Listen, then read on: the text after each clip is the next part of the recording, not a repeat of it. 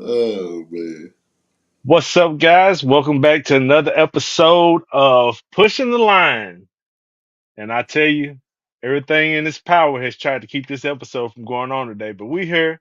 We told you we'd be here at 5 o'clock, and we are making it happen. Uh, Mike, I'm pretty sure you heard the stress in my voice earlier when I called you, and it sounded Yeah, like I wasn't gonna be able to make it. it was pretty bad. I'm glad you made it, because if not, you was gonna have 3 heart attacks. Uh, I So I'm already I'm, had, I'm glad, man. already had a few heart attacks. It's good to see you, and I'm sure you happy to be seen and Man, look. situated. It's been what since Sunday since we had an episode. We're gonna have another episode this Sunday live at 10 o'clock to go over NFL. We'll tell you what we think about the games, who we choosing to win. We'll do some Hmm. quick hits on it, and then we need to get on to this show. Cooler talk, baby. Let's do it, man. Let's do it. NFL coaches on the hot seat. It's a lot of them. Man, more than a few. It is definitely a lot of them. hmm Who is your first one? My first one. Actually, I seen your notes, and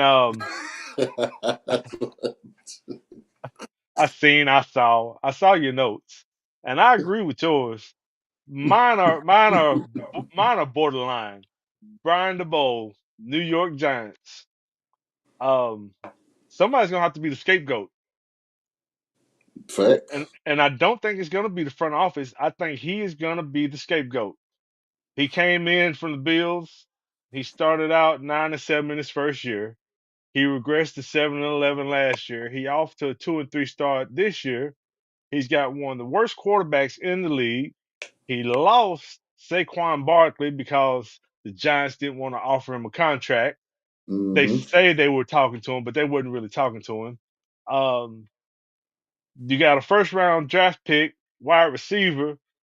He's out this week because of a concussion due to something that happened at a Travis Scott concert. I haven't seen the video, but the video is out there. I'm gonna look at it as soon as I get off this show today because I I, want to know what happened. well, I think he got the concussion in the game, from what I heard, and then they was mad because he was at the Travis Scott concert. So he was supposed to be at home resting. Yeah, yeah. I guess they like, if you can be at the concert, then your ass can be out here playing. I'm going. That's my assumption of what I think it was anyway. So is that a sign that the coach did not have control of the team? It could be that. It could just be a random rookie mistake. That's The Giants are in turmoil, but I think what's saving Brian Daboll, he won that Coach of the Year, and Daniel Jones, I give it to him. He's playing much better this year. I give him that. I He wouldn't is say playing much much better. better. Um, and that could be a product of Malik Neighbors, but he had a good game last week too. That's all I can give him. I You, can't get him there. while we own the Giants, I mean, I know we're talking about coaches on the hot seat. I wish they get Jalen Hyatt involved. They got a lot of talent on the outside, and I think Malik Neighbors was out. So when he was out, it was Wan'Dale Robinson that Yeah. carried the load last week, right? Yep. And then they had Tyrone Tracy. He came in for Devin Singletary, and I think he ran for like 120 yards. They're So not utilizing Eric Gray. no, they're not utilizing Eric Gray. But if Tyrone Tracy keeps running like that, he's going to get more involved in the offense. You are right. They do need to get Jalen Hyatt involved. You saying that because he evolved, but he's actually talented. He is. Um, Uh, what's gonna save the ball's job is that pass rush they got. Defense is a lot better. Yep. Defense is a lot better, man. I got three. I got hmm three coaches on the hot seat. I saw one of them is the former coach. Yeah, Doug Peterson is my first one, the former Eagles coach, man. This Jacksonville, they've lost 9 of their last 10. It Just looking, if you watch the Jags play, Trevor Lawrence he hasn't been looking good. He just hasn't been looking good. They 31st in yards allowed on defense. ETN's not producing. If you want to be honest, these past couple of games, Tank Bixby has looked better than Travis Etienne. Could be he got the shoulder or whatever injury that he has. You don't want to give out a lot of just excuses. Evan Ingram has been out. That's usually his go-to. Christian Kirk is getting better, but like we said last week, Brian Thomas has been the surprise of this team, and he's actually looking good. He won me some money last week too. Yeah, he won me a fantasy league last week. I think So I told somebody to take a bet on the show last week on Brian Thomas. If you took it, you cashed it. yeah, I mean we know what we're talking about. We ain't just on here looking good. We actually know what the hell we talking Look, about. looking good, bruh. I hadn't slept in my bed in a week. I just got home. I haven't had a chance to shave. I'm looking homeless out here. Well, you make homeless look good. That's fair. As a matter of fact, I wanted to stop at the store on my way home to get me a fresh shirt that nobody has seen yet, just for the podcast. So y'all gonna have to wait till the next show. Sunday, I'm gonna have something on. I'm gonna find something special just for the show. That'll give them a reason to watch. My other one was Zach This is Taylor. yeah, this is interesting. I want to hear your reasoning for this one. Zach Taylor, Yeah, man, that team's falling apart. Bengals. Bengals, the Bungles, they falling apart. Why you say I that? mean, okay, one, you know what? Actually, he might not be on the hot seat because the Bengals might not even be able to afford to pay his buyout or pay another coach to even come in because they broke. Mm-hmm. Um, but you got dysfunction with T Higgins wanting to be gone. You had the early dysfunction with Jamar Chase Mm-hmm. and his contract, which isn't necessarily the coach's fault, but that offense has not looked the same as it has in past years. I'll One of the say, reasons Joe go ahead. Mixon's gone. Yeah, No, what were you gonna say? they have looked better because Joe Burrow is starting to play better. For whatever reason, those first 3 or 4 games, we already know Joe Burrow don't play in the preseason. Jamar had his stuff going on. T had his stuff going on. Like you said, Joe Mixon is gone. And for some weird reason, they have a new tight end every year. They never had the same tight end coming in. It's weird. But the biggest thing about this team, the defense is not as good as it was. Lou Anarumo, he's a good defensive coordinator, but I don't think he has the personnel. Against Baltimore, they should have won that game. Against Washington, I mean, the offense is going. Jamar Chase is looking like Jamar Chase. T. Higgins looking like T. Higgins. Uh, if I had to go with the running backs, I would say Chase Brown looks a little better than Zach Moss right now. I think they're going to be okay. Nobody's blowing them out. They're barely losing these games. They could easily be 4-1 than they are 1-4. You're right, but they're gonna have to win some games. They have to win some games because at the end of the day, you can look good and be 1-4, and you can look bad and be 10-1. And I said that for a reason, and I'm finna tell you in just a second. Hmm. So my next one is I'm gonna go to him right now, Nick Sirianni. Everybody was gloating because they was 10-1, and they was mad at me because I was saying they don't look that good. Uh, the last time the Eagles had a double-digit victory was Week 7 against the Dolphins in 2023. And the reason I know that is because I was at that game. It was a Sunday night game in Philadelphia. That was the last time that they won a game. Think about that. The last time they won a game by double digits, as talented and as great as people think that this team is, they have 2 double-digit victories in 2 years. They got that one in 2 weeks before the Dolphins. I think they played the Bucks on Monday night. They beat them by like 14 as well. This defense is still bad. They 27th in yards allowed. They tied for last in forced turnovers with 2, so they're not getting no fumbles or interceptions. And they next to last in sacks with 6. You signed Devin White. You just released him. Jalen Hurts is turning the ball over, and you can see him and Nick Sirianni having friction. It's just now. Granted, if you want to say that they didn't look good last week because he didn't have his weapons, fair. But you can't say that going all the way back to last season and losing 6 of your last 7. You can't say that. They just look in shambles. They don't look right. They look like a team that can talent their way to 9 or 10 wins, get in the playoffs, don't do nothing, and try all over again. So you probably gonna get tired of hearing me say this because I've said it on several shows, several, more than one, more than two. But this team goes as the offensive and defensive coordinators go. The coordinators have made this team go to the Super Bowl. They leave, you fall off a little bit, you still Mm-hmm. stay in it, and now you're falling all the way off.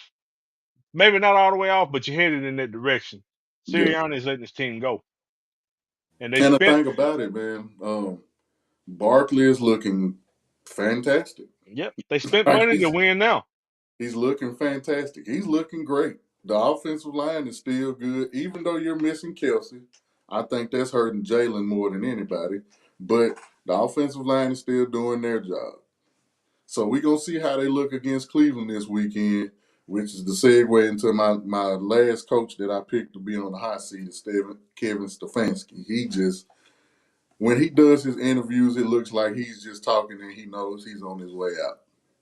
So we can all be honest about this, and we can put it to bed unless some major change happens. The Deshaun Watson experiment is a fail. Didn't work. It just didn't work. Um, you're last in yards per game. You're 27th in rushing. I know Nick Chubb. I get it. But you're 30th in passing. You haven't scored more than 18 points this season. Mark Cooper wants out. Amari Cooper's probably about to get traded. You traded for Jerry Judy. You traded for Elijah Moore. It's just not working. Njoku is in and out the lineup with injuries. Deshaun Watson just mentally he looks like he's not at the game right now. And He's he's not. looked that way for a while. He thinking about them lawsuits coming. Yeah, and if that's the case, man, it just as sad as it is because he had a lot of potential. If you've seen him and what he did in Houston with DeAndre Hopkins and Will Fuller and all those guys, man, to see his career take this turn, it sucks. But it happened. He just don't look good.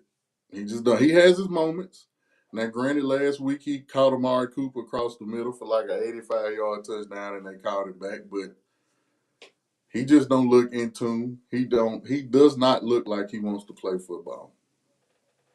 So while we on coaches on the hot seat, Mm-hmm. I know we was in another section of what we were going to go over on the show, but we might as well talk about it now. Yeah. Robert Salah just got fired, and we went over it Mm-hmm. uh, within an hour of it happening. We did a quick show, and if you look at the show, a lot of the things that we said that we speculated came out in the news later that other people were speculating, which was letting us know that we were on the right wavelength. So, Per the usual. Per the usual. oh, it's funny. I said that what's that offense coordinator's name? I can't think right off. Hackett, Nathaniel Hackett. Nathaniel Hackett, the Yeah. failed coach at the Denver Broncos that got Mm-hmm. fired, and then he came back to his boy Aaron Rodgers with the Jets because he did Mm-hmm. a good job with him at Green Bay. So he came over to the Jets. He's doing a bad job. His job was on the line, and I guess he was getting ready to demote him and let Todd Downing start calling plays. And Yep. if anybody who really knows who Todd Downing is, he was calling plays for the Titans, and it was run, run, pass, punt, run, run, pass, punt. Didn't he get fired at Tennessee? Man, should have been fired way before he got fired.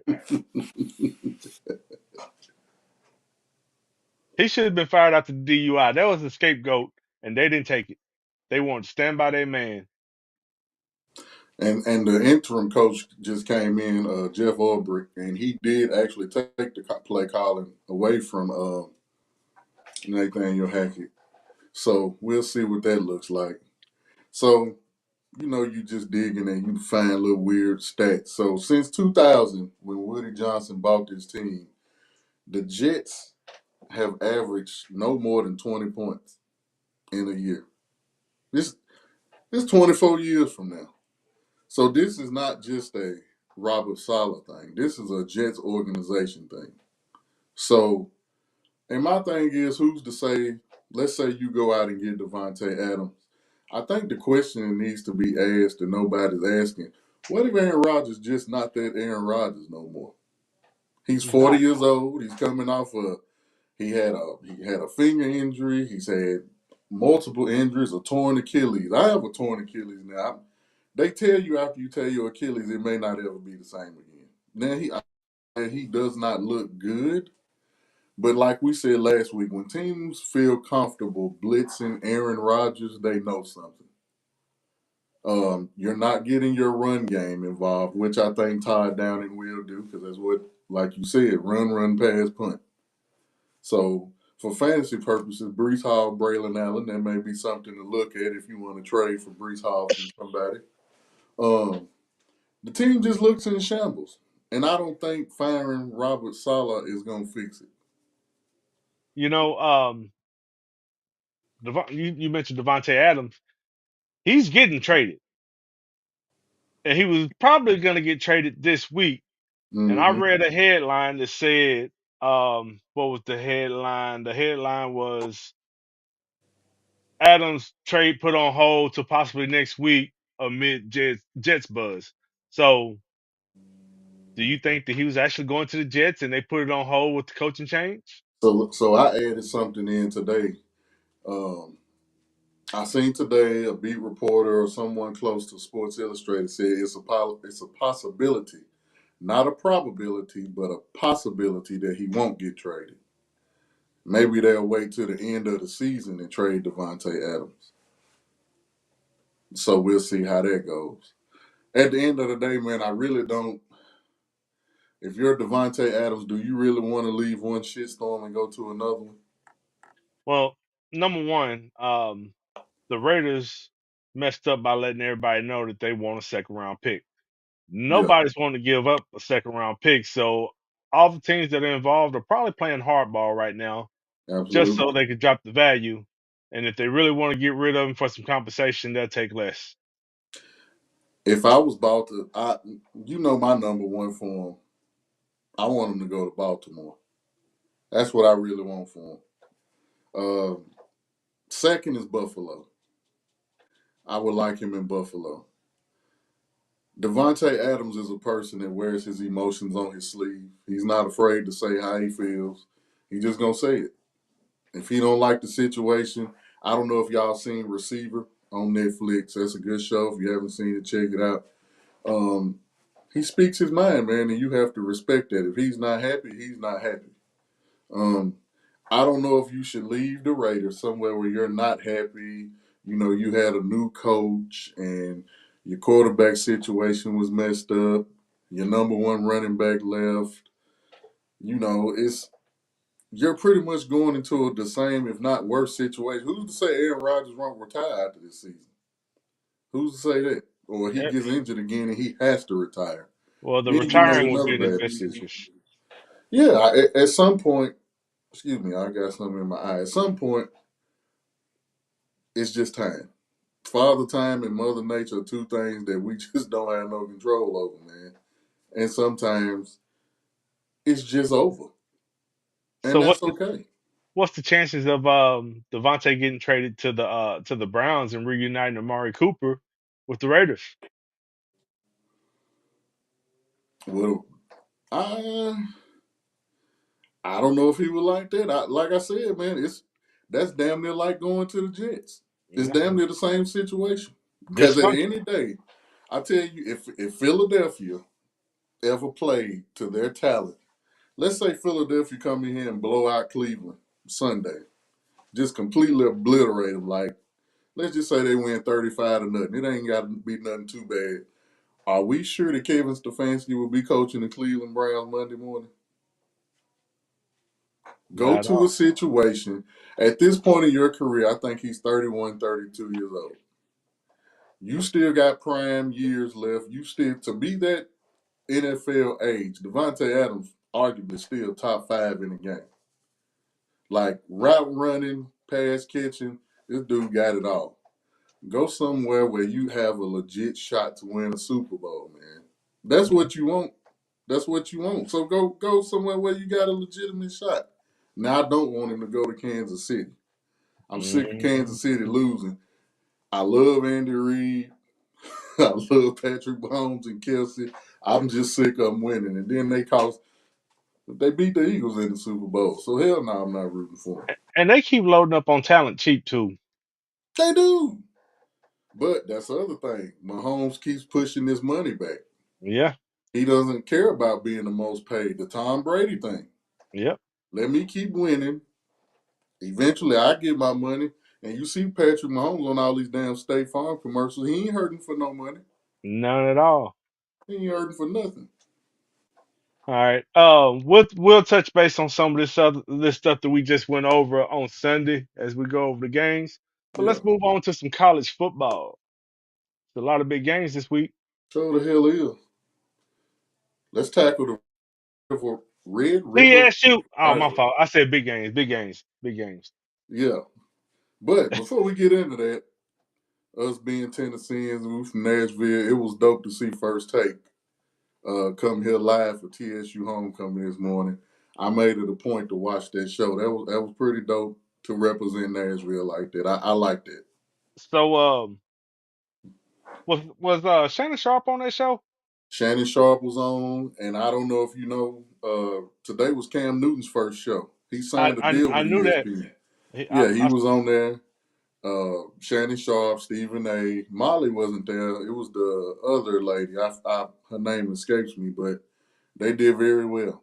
So the reason I asked was Shannon on that show was because I was scrolling on Facebook and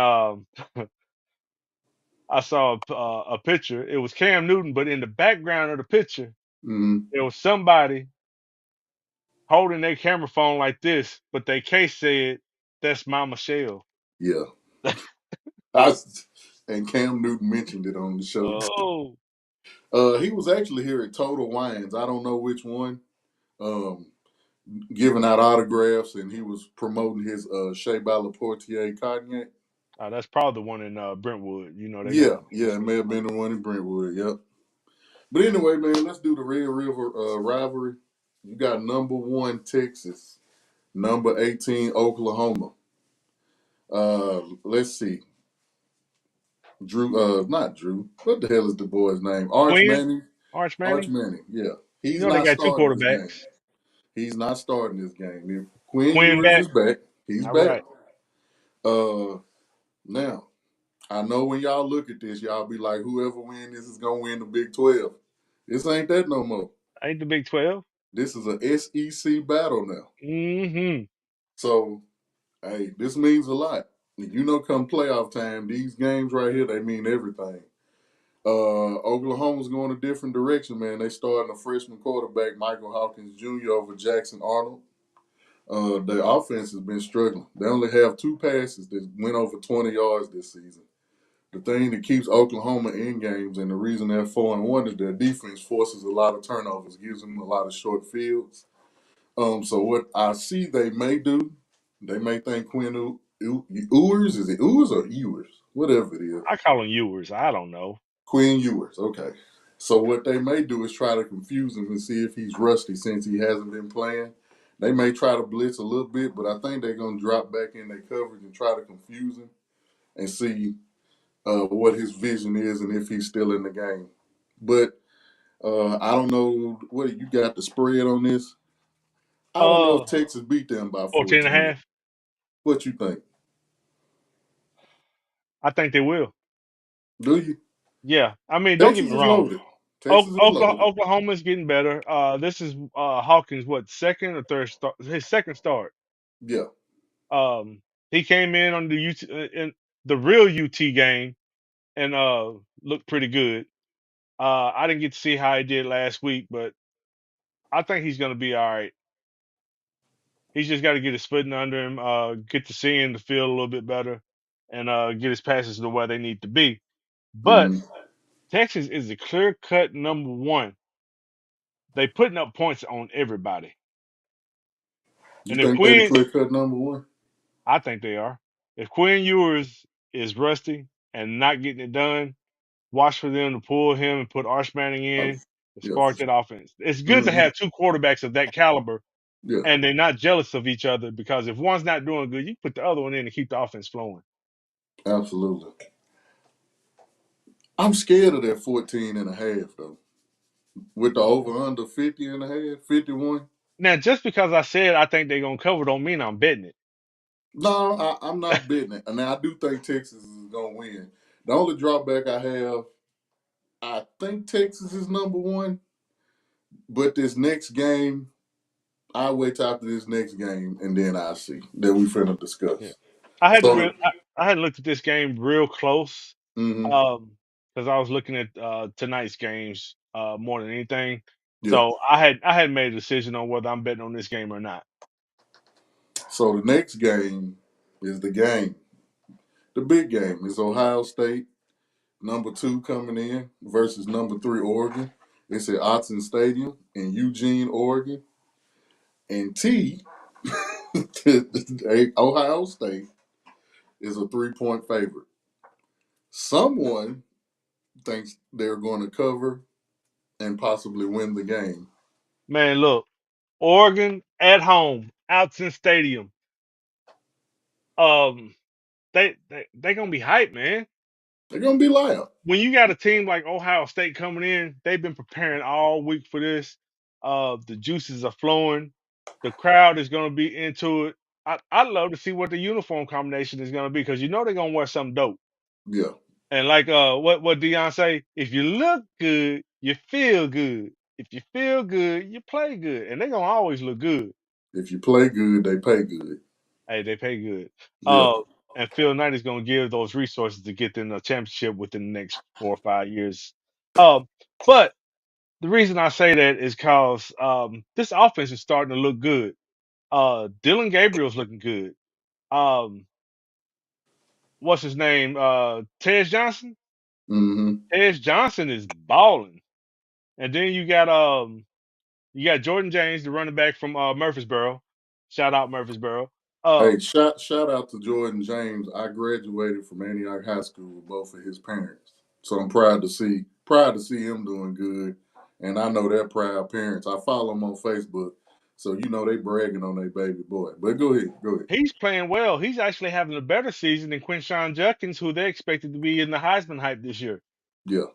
And then you got Evan Stewart, and then they've got one other Trey something. I can't remember his last name right now. Didn't get a chance to do all my notes, but they're playing good. The offense is moving.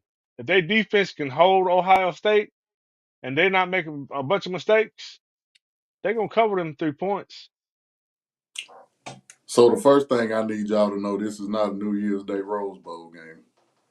You're probably not used to this. You probably think this is a Big Ten, Pac-10 game, just like Texas and Oklahoma used to be Big 12. This is now a Big Ten conference game. Mm-hmm. This is the 11th time that they have met. Last time they met, Oregon beat Ohio State, but Ohio State is 9-1 against Oregon all time. Um, Ohio State leads the nation in total defense, and Oregon leads the nation. They're averaging 458 yards per game, with Dylan Gabriel leading the country in completion percentage. So something gonna have to give. Yep. Ohio State, they're 3-point favorites. I think if Ohio State wins this game, they have a legit argument to be number one. That's why I said. That's why I asked you if you thought Texas was the clear cut number one. Now I Texas I say just. that I Mhm. say that, but like you just said, if they win this game, then they have a valid argument. Yeah. Now, if they lose this game, does Oregon have an argument that they should be number one? I think they still would be number two. Yeah, they'll definitely be Yeah. number two. Definitely. Yep. Um, I think this is going to be. I think it's going to be a good scoring game, not a high scoring game. I think Ohio State gonna get them though. That's I'm just my picking thought. Oregon for the upset. I'm taking Ohio State 24-20, Oregon for the upset. I'll take them straight up. straight up. I don't need no points. All right. Watch and see. Oh, it's in Oregon. It's not gonna be no easy game for Mm-mm. sure. Please Mm-mm. don't think that they just about to go in Oregon and just blow them out the water. That's not what that is. That environment in Eugene is crazy. Yep. So this next matchup is not a new SEC matchup. It's an Hmm. old SEC matchup. Number 9, Ole Miss versus number 13, LSU. Good at it. LSU's playing good now, man. They are. They look rough earlier against USC, but man, they starting to come together and play ball. It's gonna be a tough game for Ole Miss. Mm-hmm. Uh, they haven't won in Baton Rouge at Tiger Stadium since 2008. Don't think a lot of people know that LSU is allowing SEC worst 236 yards passing a game. So Jackson Dart should have a good game. But Ole Miss is their best receiver, Trey Harris, who's leading the country in receiving yards. He's questionable. He has a lower leg injury that I probably a calf or something. But I think you said LSU is looking better. Their quarterback Garrett Nussmeier, he's on fire right now. Mm-hmm. Like the dude is throwing for 300 yards and 2 touchdowns like every game except for one. And if y'all remember last year, this game was at Ole Miss, and it was a 55-49 thriller. One of the best games last season. And Jaden Daniels was on the team then. So this game has the potential to do that, have those same fireworks. Maybe not 55-49, but we'll see. We will So see. I think this is going to be a good game. I hate to sound repetitive, and this is gonna sound somewhat repetitive, but I'm gonna change the name. Give me LSU in the points. Give me LSU in the points. As a matter of fact, give me LSU straight up. I'm taking the underdog again. I like LSU in this game. I do. I'm not. I can't argue with you on that one. 38-35 LSU. I ain't putting no points on it, but since we talking about upsets, we actually had, or should I say, you had an upset alert that you were looking at. Um, I was looking at both of these other games as upsets, but this one you were looking at as upset. Utah and Arizona State. So I gave out one. I gave out one. I think it was BYU and Kansas State, and BYU won. And I called you and I told you about the Texas. I think it was Texas A&M and Ole Miss or whatever they was playing. And I told you Texas A&M was gonna win. So I'm 2-0 in these upsets. This time I'm picking tonight's game. It's Utah versus Arizona State. And they got to go to Tempe, Arizona, and they got to play these Sun Devils tonight, who are 4-1 and they are unranked. And this is not a Pac-10 game. This is a Big 12 game. You got to know all that with all these conference playoffs and conference championships going up, implications or whatever. So Cam Rising, he's still out, got this hand injury. The backup Isaac Wilson, he's thrown 7 interceptions this season already. He has not looked good, and Arizona State has a stingy run defense. They're going to try to make Isaac Wilson stay in the pocket and throw this football, and they're going to try to turn him over. Now, both teams, they're struggling in the red zone, so that could be a factor. This may not be a high-scoring game. If Arizona State can keep it close going into the fourth quarter, I think they got a chance to pull the upset off. Well, you know what? I completely agree. Upset City, baby. And I'm gonna tell you why. If Cam Skibota gets to run that ball and they control that clock, they're gonna do all right. They got a freshman quarterback. I don't know if he's redshirt freshman or if he's a true freshman, but they got a freshman quarterback. Mhm. If he manages the game and does not give away the ball, get Jordan Tyson involved a little bit, let Cam Skibota run the ball, they're gonna look all right. I don't know if you're in a state that that allows betting on college football props, Hmm. but if you are, I would take Scam Kubota for about anywhere from 60 to 80 yards, maybe even 100, just depending on what the odds are. But I think he's gonna have a good game tonight. That's my upset pick. My other one, we ain't really got to get into it too much, but y'all will know why when I said I want to see if Colorado can actually beat a team that where they actually are underdog, like not no UCF or no Colorado State. They play Kansas State. I want to see if they can beat them. If they can beat them, I think they got a right to be ranked, and I think you can put them in conversation for maybe they can be a Big 12 contender.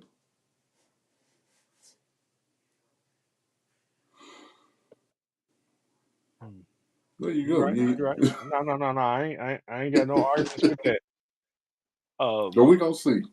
We gonna see. I'm not picking Colorado to win. I just want to see how they look and if they can keep it close with an actual decent college football team. All And we right. can go on. We were gonna talk about baseball, but we're gonna throw that out of this show. Talk about the WNBA finals real quick, and then I need to get out of here to go take care of something. Man, that game last night was an absolute classic.